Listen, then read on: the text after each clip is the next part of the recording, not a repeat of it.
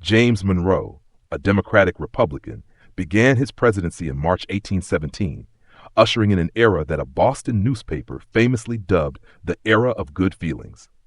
He immediately embarked on a grand tour of the nation, ostensibly to inspect military fortifications and promote national unity, presenting himself as a president above the remnants of party strife now that the rival Federalists were in decline.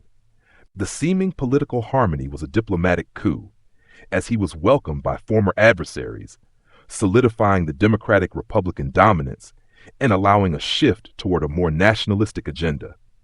In April, his administration signed the Rush-Bagot Pact with Great Britain, which peacefully demilitarized the Great Lakes.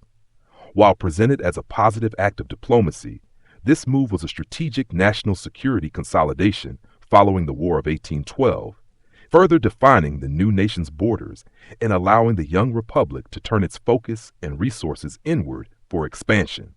The darkest action of 1817, however, came later that year.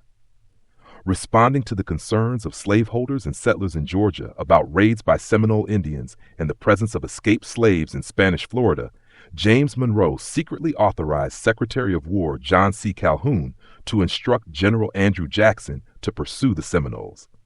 The authorization, confirmed in a private letter from Monroe on December 28th, was a calculated and illegal violation of Spanish sovereignty. By directing military action into a foreign territory without a formal declaration of war or even clear congressional approval, Monroe effectively sanctioned an unethical and manipulative act of war to secure American territorial and slaveholding interests.